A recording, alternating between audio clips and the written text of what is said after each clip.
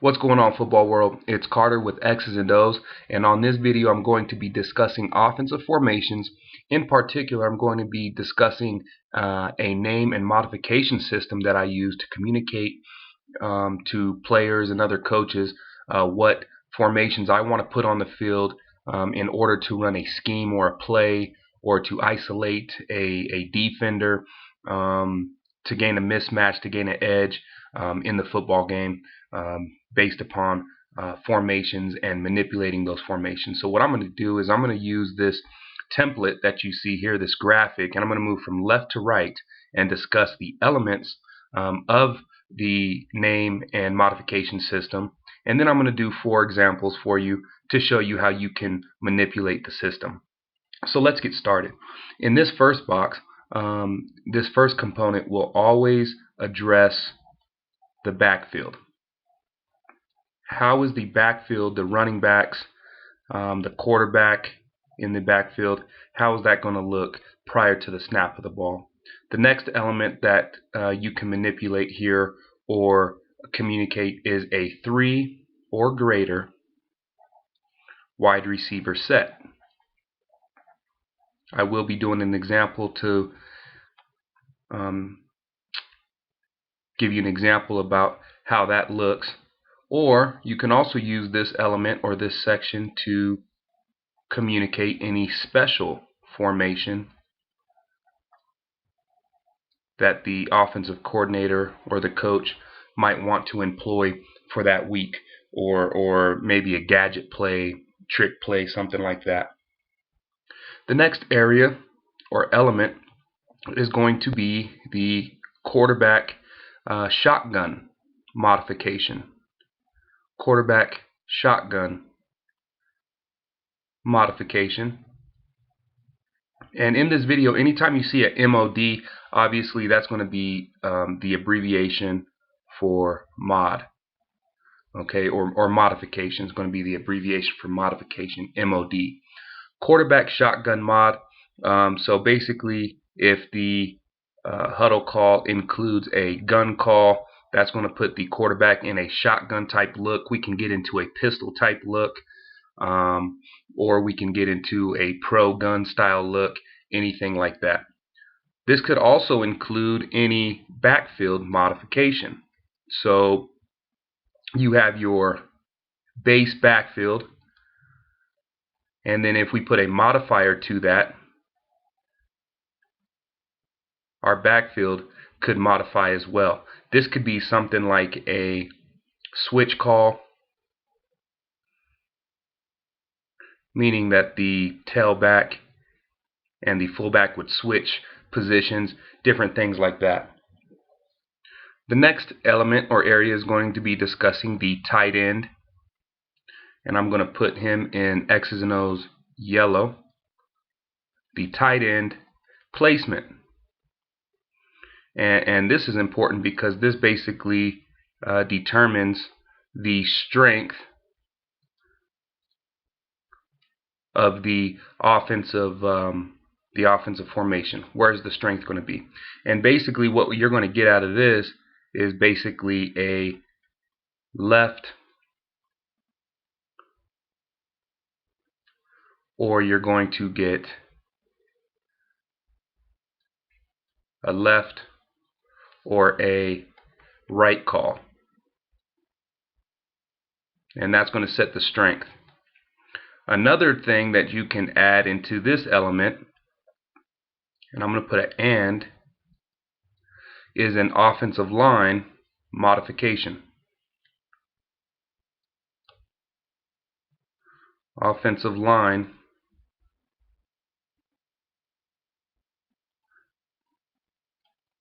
modification. Something like you could add the word heavy, for example. And if we added the word heavy, in my system, that would just basically tell the backside tackle to move over next to the play side tackle or the strength side tackle, and you would get a overload type situation. Moving into the next area, we're going to put this in X's and O's green, and you'll see why I'm color coding it the way I am once I begin doing the example formations. But these are going to be wide receivers modifications.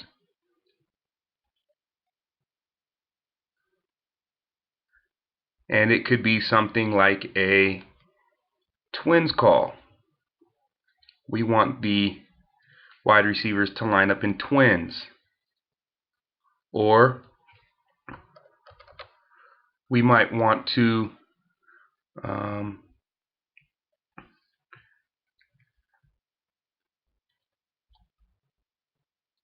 and these are just examples. You can make tons of different modification words.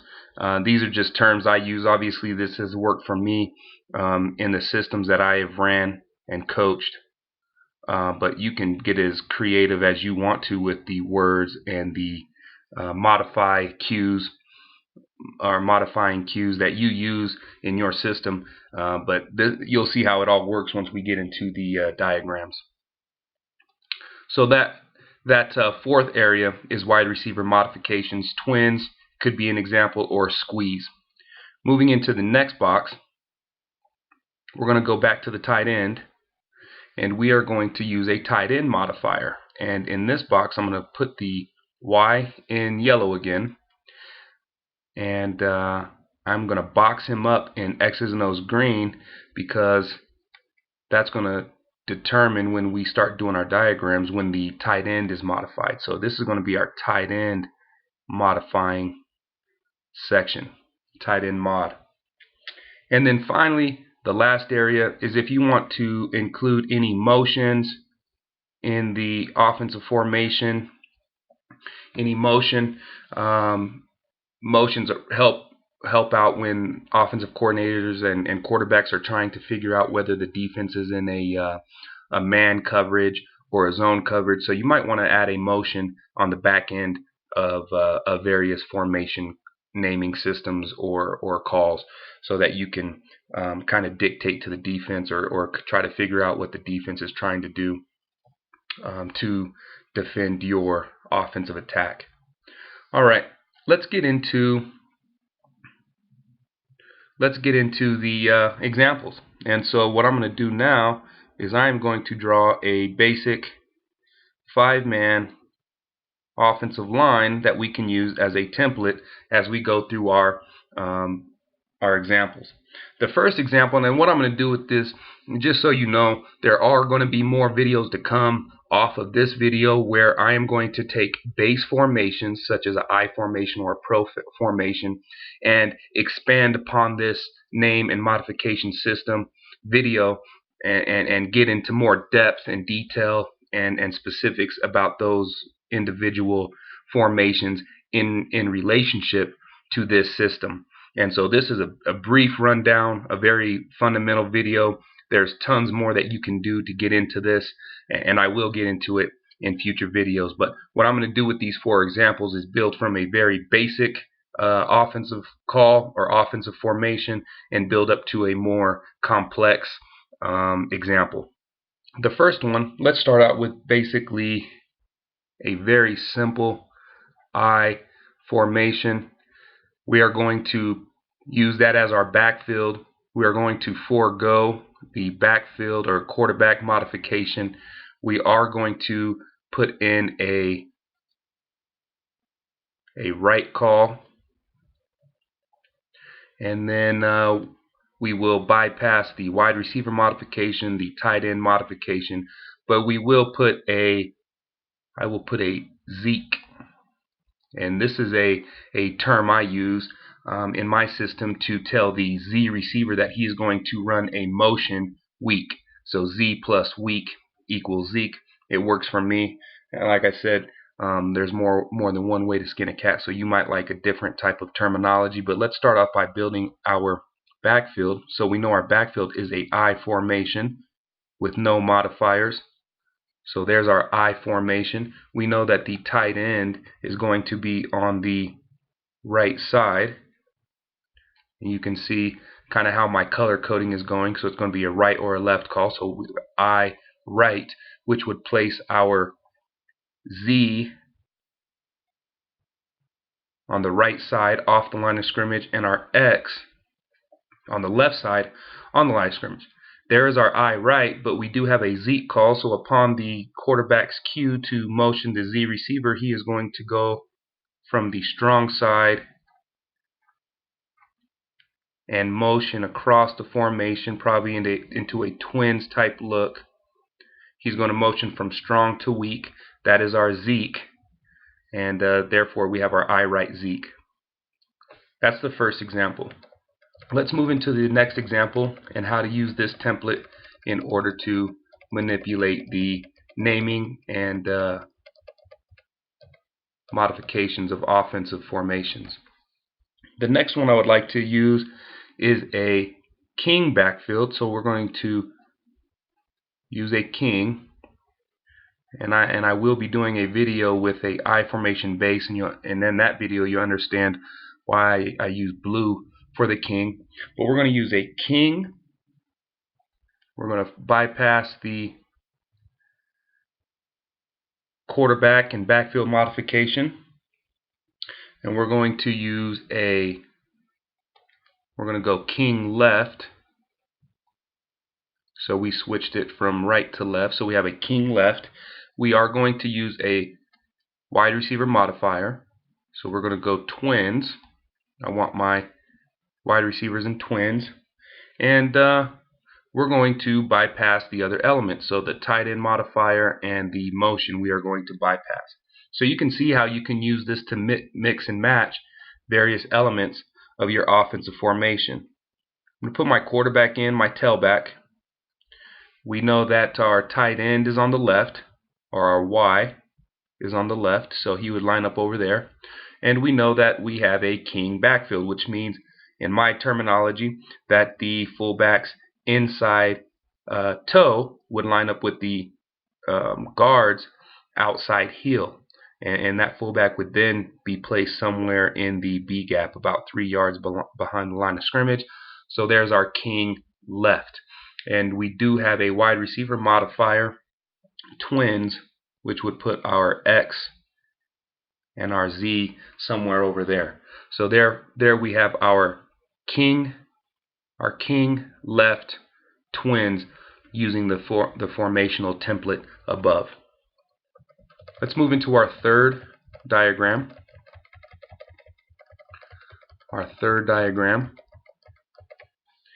And it's going to get a little bit more complex here. And instead of using a backfield keyword, I am going to move into this 3 or greater wide receiver set indicator. So I am going to start off by using the term bunch. And in my system, that tells my receivers or the players on the field how I want them to align. So we're going to get in a bunch formation, and we are going to designate that we are going to go to the right.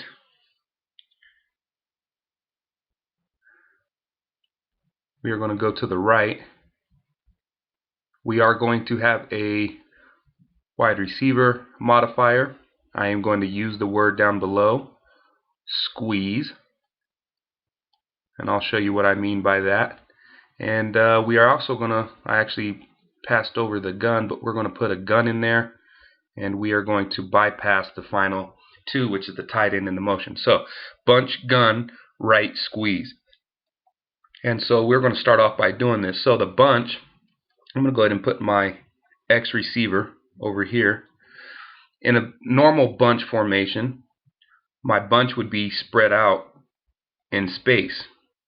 And so my bunch formation would look something like this. And then I would probably bring in a third wide receiver. So I'm going to just put wide receiver number 3. So that would be a bunch right, but we have a squeeze as a modification. And so what that's going to look like is we are going to, what I tell my players is that's going to squeeze them down to the line of scrimmage. So the bunch is going to be really tight. And you can still run some running plays off of this. But this is going to be a bunch right squeeze. Okay, so there's our bunch right squeeze.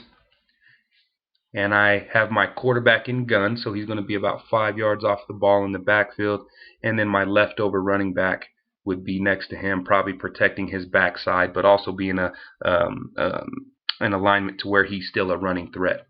So there we have our bunch right. The tight end is still on the right side, and then we squeezed it down to the line of scrimmage, so we have a bunch right squeeze, our bunch gun right squeeze, quarterbacks and shotgun, something like that. All right, and this template is, that's part of the perks of using this type of system, is you can get very descriptive. It works great for communication if everybody's on the same page. The final example and diagram I'm going to draw, formation I'm going to draw, we're going to go back to a backfield set. We're going to use pro. We're going to go to a gun situation, pro gun, and we are going to put the tight end on the right, and we are going to, oops, I forgot the T. We are going to get in a twins situation, and we are going to open the tight end, and I forgot to put that down there, so I'm going to actually include that. A lot of times in my system I do use the word open to detach the